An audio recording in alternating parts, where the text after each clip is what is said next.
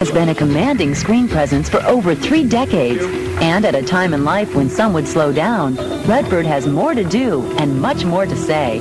In the next half hour, we'll take a look at just what keeps the Sundance Kid in the saddle, and we'll learn that of all the places he's headed, he's definitely not riding into the sunset. Annie, this is where I belong. This is who I am.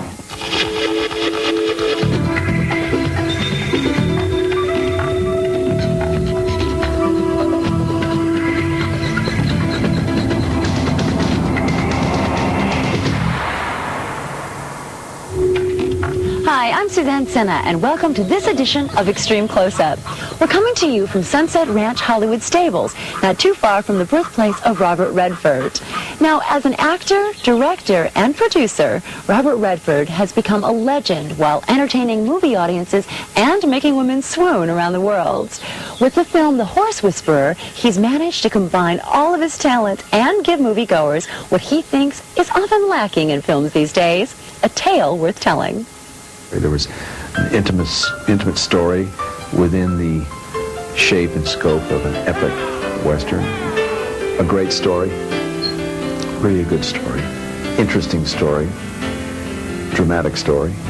That's also a relevant story, having to do with real issues in our life and real places. It's a love story, but it's a love story. Who's the love story between it? It's a film about healing and relationships and people coming together under, certain circumstances and making things work.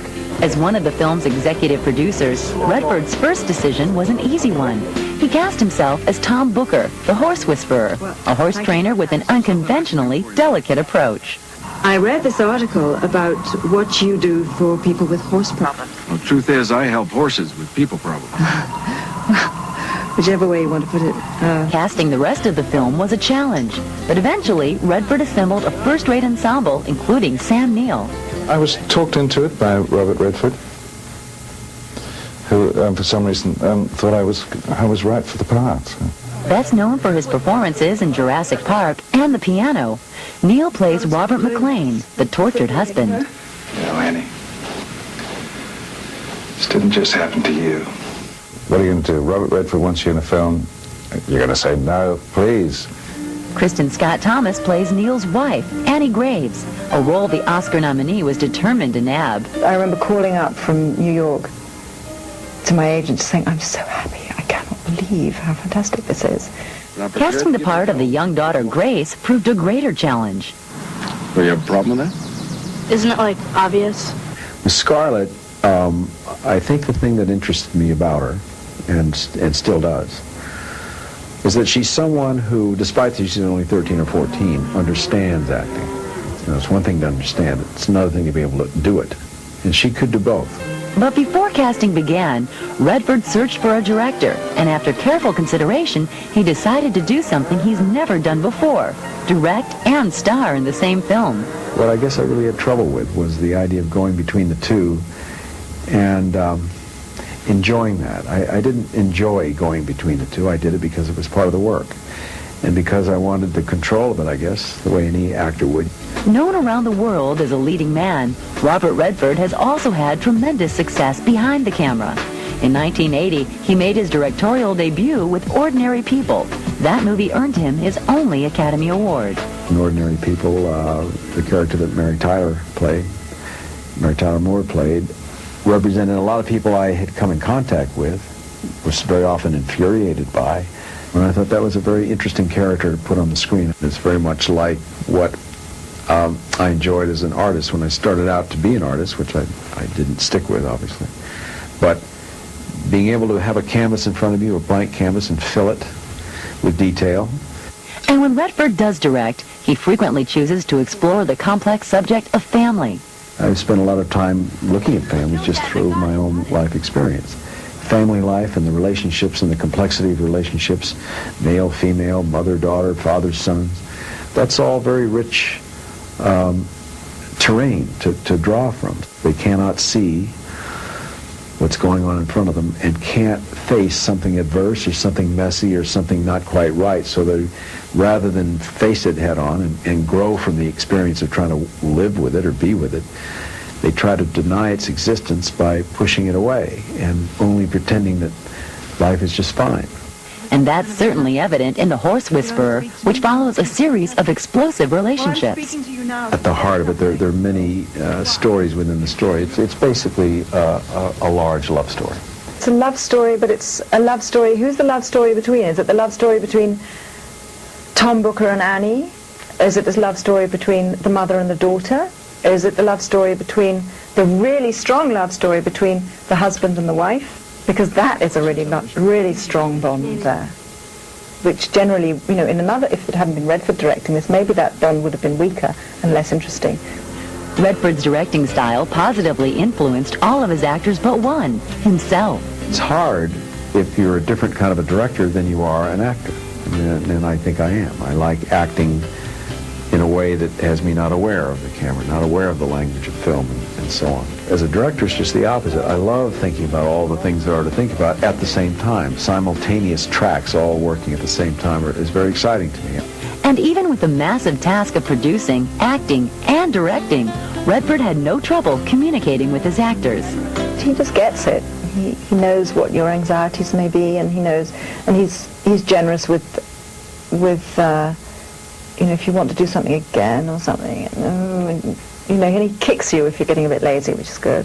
I know about actors' energies and how it can dissipate by sitting around, and actors are there to act. It helps a lot that he's an actor, and it really, really makes it easier for me, a lot easier on my part.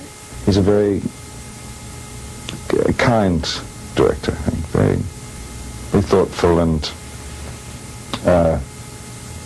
gives you as much help as you need.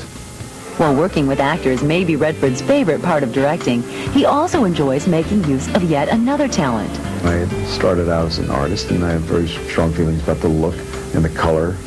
The New York and Montana landscapes were integral characters in a film where, according to Redford, the colors often reveal as much as the script itself.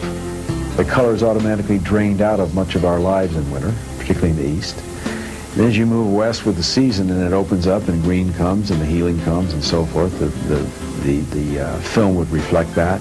Redford's actors were simply mesmerized by the vistas of Montana, some to the point of not wanting to leave once the film had wrapped. I thought that was really one of the most extraordinary places on earth. It's such an inspiration, the air. I love the air and the skies and the landscape and the wildlife and the people. It was wonderful there. It was so different from New York, God. It was not like this big bustling city that I live in. It was vast open plains and mountains and green and big sky.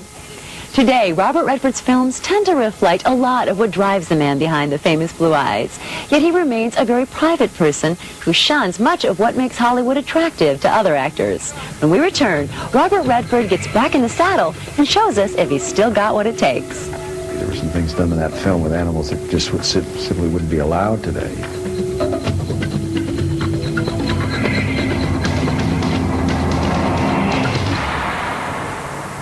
The animal has work hours like a child does. You know, it's tough.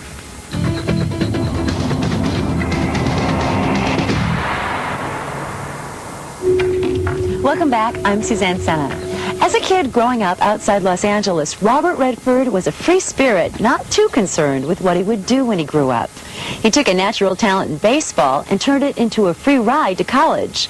But his career in the classroom proved to be a brief one when he realized what he really wanted to do was act. His Beach Boy good looks caused Redford to be described early on as just another California blonde. But his role opposite Paul Newman in Butch Cassidy and the Sundance Kid changed everything. 30 years later, in The Horse Whisperer, Redford is back on the animal that made him famous. He's ridden enough horses in his life that he knows a good horse when he's sitting on one, and he was worried about not doing a good job. The film's technical advisor and the inspiration for the title character is Buck Brenneman. At one point, we were doing a scene in the movie that, he really did even better than what I thought he would. He really started to catch on as the summer wore on, and I told him if the acting thing doesn't pan out, that I might be able to get him some work.